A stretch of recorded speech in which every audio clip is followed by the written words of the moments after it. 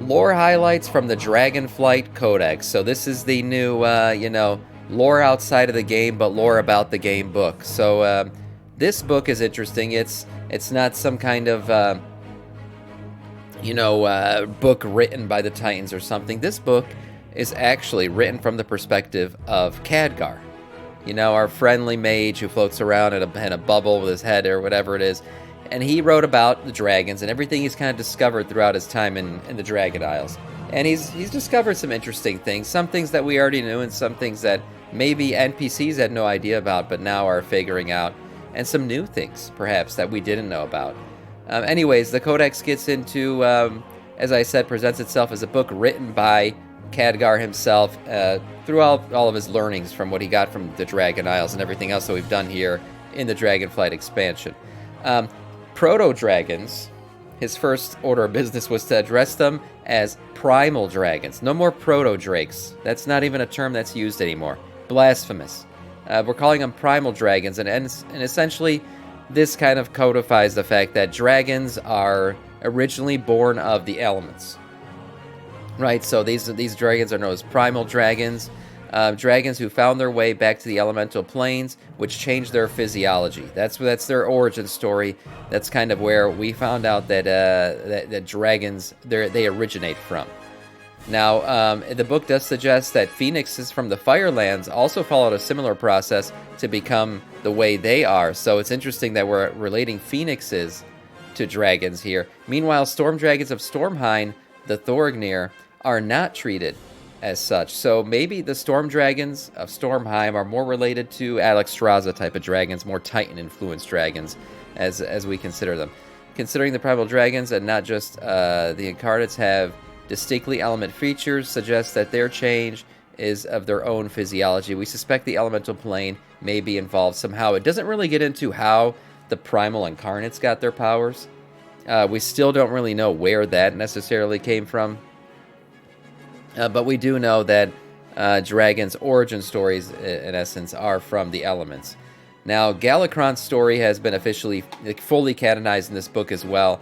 And one thing that was interesting about Galakron, and we know he had, he was a dragon who essentially got drunk on the wellspring. That was how he started, considering that he's a progenitor. Khadgar's notes of the Codex, story fare better now. Khadgar talks about Galakron's uncontrolled evolution being the result of ingesting of the wellspring. Yeah, located in the Dragon Isles. We do know that, and we do know that he developed an insatiable hunger, right, where he started cannibalizing all of his dragon kind. His dragon kin, I should say. And what is interesting about the fact that he started to cannibalize everything is that it seems that Khadgar, as well as the other dragons, are unaware of the fact that this cannibalization started because the water that was being drank by Galakron was polluted by Yogg-Saron. What up, Deganja? So it seems that there is no evidence that Khadgar or the dragon aspects know that. So this old god influence, Yogg-Saron influence, might play out in the War Within or the World Soul Saga expansion. But as of right now, we the players and Keeper Tyr, who talks about the evolution of Galakron in Olderos, we're the only ones that know about Yogg-Saron's influence on Galakron and how that affected him. Otherwise, the NPCs, running around don't know this shit, and evidently we haven't told them. In lore, we have not told them. Old god pee and everything. Yep, that's true. What is up, Edison? Yeah, the old gods have peed and everything. That is evidently true. And actually, the Titans have peed and everything, too. It's just a matter of which piss you drink. You drink Titan piss, you become, look like the aspects and everything, and you drink old god piss, well then, you start eating everything. This one was probably my favorite thing in the book. The story about Chromatus. So if you don't know who Chromatus is, he is this 5-headed dragon that possesses the power of all 5 dragonflights. Yeah, a bit OP, right? Sounds a bit OP. Yeah, Chromatus turns out is canonized as still being alive. Chromatus is alive, but he's being held in what is known as an arcane prison. Okay, so he is in-game, and while we are hoping he would be a raid boss in Dragonflight, evidently he wasn't. I was hoping that as well. His body is confirmed to still be held in an arcane prison, giving us hope. Maybe, we already know we're not getting any more raid content in Dragonflight, so that's kind of, shot. But who knows if we see, maybe we see Chromatus in some kind of pre-War Within event. I'm not sure how. The thing is, him as a raid boss would be super OP. Because he is, it would be like fighting the aspects. All of them at once. How we would defeat that, I have no idea. We would obviously need the help of the aspects, most likely to defeat something like this. But why he was never used in Dragonflight, I have no idea. He's one of like the legendary, dragon figures in terms of dragon lore. He could be in the Iridikron raid, maybe. Yeah, I think we're going to see him at some point. We're going to see him at some point. The fact that they put him in the book kind of canonized him even more than he already was. He was kind of like this figure hidden in legend, but now he's like really, he is in the book officially, and they took the time to mention that he's in an arcane prison. They didn't just kill him off or write him off. He's on their planet. He's still here. And the fact that they took the time to do that in this book tells me that we're probably going to see him at some point. So that's going to be cool. He'll probably be in the last of the 3 expansions, maybe. Maybe that could happen. We could have an Avengers Assemble moment, have to fight Chromatus and everything else. Iridikron could decide to use Chromatus in some way, right? I mean, he's gotten pretty good at freeing things from different prisons. Prisons are a theme these days in this game. So an arcane prison holding Chromatus, yeah, maybe Iridikron decides to go free him. Who knows? It'd be that Tears Fallen Avatar. One would scrap the raid, 2 expansions and 2 patches instead of 3. Yeah, maybe this was a scrapped raid. Who knows? But the fact that they decided to keep him in the game and canonize him as being imprisoned in the game is interesting, and I think we might still see him at some point. Not in this expansion, but perhaps in the World Soul Saga. Void is still strong in the Twilight Highlands. Okay, this is an interesting one, too. The in-game world is stuck, basically been stuck in the same, condition that has been since Cataclysm. Khadgar doesn't mention that, but he talks about the world in terms of what's happened since Cataclysm. And apparently, even after the defeat of the Twilight's Hammer, and after the official defeat of the Old Gods, the Void is still very much present, and a threat in the Twilight Highlands. Now, we do know that we're going to get an elf expansion, right? A uniting of the elves and everything. That's going to be very Eastern Kingdom-y. Probably, we know we're going to get a Silver Moon revamp and all that. So all that Northern Eastern Kingdom stuff, if you forget where the Twilight Highlands are, we know they're in the Eastern Kingdom. But we often thought that the expansion, if anything, is going to focus on this part, right? Silver Moon and everything above here. Twilight Highlands sitting right here. Whether or not we're going to see this in the upcoming expansion, I'm still unsure. We could go there to, in the Midnight expansion, exploring more about the Void. We know that their tower is still sitting there, and actually Khadgar references the tower, and the fact that it's still emitting Void energy, and that the Red Dragonflight is still keeping a close watch and trying to heal the lands, but they've somewhat been unsuccessful. The land is still very much tainted with Old God Taint, as we can say, I guess. Yeah, what is up, Vamp? So the Twilight Highlands could play a role. I mean, the fact that it's in the book, the fact that Khadgar took the time to write about it, which means Blizzard has taken the time to write about it, means that the Twilight Highlands could become relevant again, and maybe we reopen this raid at some point or something. But it is interesting that it has not been able to heal even after. It says here, in the distance, a tower twisting void rises. Its twilight energy seeping into a once pristine landscape, mutating all it touches. Even years after the defeat of the Twilight's Hammer, the land appears no closer to healing, so the Red Dragons maintain their constant vigil for any stirring of the void. Yeah, so like I said, interesting that Blizzard's taken the time to mention the Twilight Highlands here. I do think maybe we go back to that raid at some point. Malagos may have had a human friend. So there's a little storyline about Malagos, and Malagos has,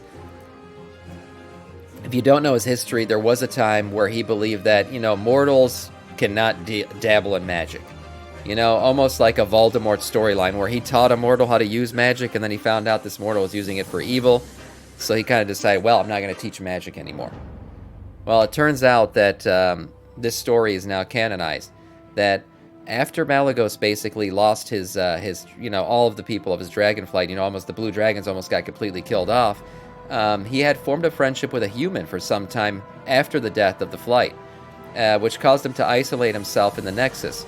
But before re-emerging, Before re-emerging, he decided that mortals could not be trusted with magic. It is an intriguing idea that we would absolutely love to know more about. So this relationship, who this person was, we don't know. Who this mortal was. But we do know that their friendship led to the creation of a footbridge across the West Rift, whose shattered ruins can still be seen today. Very interesting. So looking into the West Rift. Let's see. West Rift Warcraft. So let's see if we can find this West Rift. Oh, yeah, there it is. Look at that. Just a broken bridge. Very interesting. Some arcane little floating pots there. I wonder why they would mention this in the book and what this could mean. Yeah, West Rift Bridge now screenshotted. Yeah, completely shattered there. Interesting stuff. I mean, again, I don't think any of this is mentioned by accident. There's a design and a reason for everything they're mentioning in this book. So maybe we'll revisit this at some point. Why would he teach this human stuff and then believe they shouldn't be learning anything? Interesting stuff with that Malagos plotline. Another plotline that was revealed in the book, and we already know this one, is the plot to kill Chromy. It remains unsolved. Khadgar gets into it a little bit. We played through the whole saving Chromy quest line. And we do know that the plot seems to have involved, the infinite Dragonflight. And the reason why it involved them is because they believed that Chromy would interfere with their plans. Well, she did in fact interfere with their plans. We know that now. So it's interesting to think about that whole plot line, why it's being brought up again in here. The investigation into who had plotted the entire thing about killing Chromy. It's still unsolved.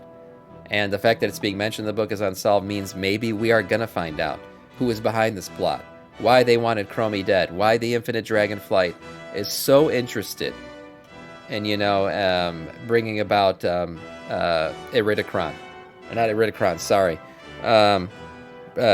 Ending, bringing about their leader. My God. Yeah.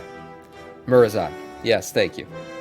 So we still are unsure of what their plan is, why that Murozond needs to happen. I've talked about Murozond in the past being basically the true time dragon because he can see all timelines. And I've often talked about Nozdormu as being a very shitty time teller because his vision's always clouded. It was always clouded by the Titans. He can never really see any future besides what the Titans wanted him to see. Well, now Nozdormu's getting his power from the tree. Right, from the world of Azeroth, from the world soul, essentially. So maybe his powers are going to be more like Murozond now, where he can actually see multiple timelines, multiple different things. Who knows? But this Chromy mystery remains unsolved, even in the book here. So it's interesting. Eye of Eternity was such a wild raid. I missed that dragon and the voice actor. Yeah, that was a great one. Yeah, definitely one of the better voice acting in the game. Dragon maturity. So the book does go into dragon maturity, how their lifespans work. So it turns out that early on in their life, they age very quickly to adulthood, basically in 10 years. And then after that, their aging process slows down, leading to what we see today, which is very dragons with extremely long lives, right? And that makes sense if you look at Rathian, how he's aged. He basically became an adult from Cataclysm until now, and now his aging will slow down. Cloud serpents and other dragons have been canonized as well. Cloud serpents are in fact related to dragons. They are considered to be true dragons. The only difference is how they came about. Basically, it was a lightning strike on the Eternal Blossom, in the Veil of Eternal Blossom, setting the water itself afire, and out of it came the cloud serpents and everything else. So they are in fact canonized as true dragons. But the fairy dragons that we see in the Emerald Dream are not. Those are not considered to be true dragons, which is an interesting take. I mean, they look like it, but they are not. But then at the same time, we see that the dragons of Ardenweald, right? The Veil Wings, are considered to be true dragons. So these dragons have gotten into the Death Realm. If we look at what a Veil Wing looks like, if you don't remember, these are what they are. These are considered to be true dragons. But the fairy dragons that we see right now in the Emerald Dream are not. So that's an interesting take on dragons and their evolution.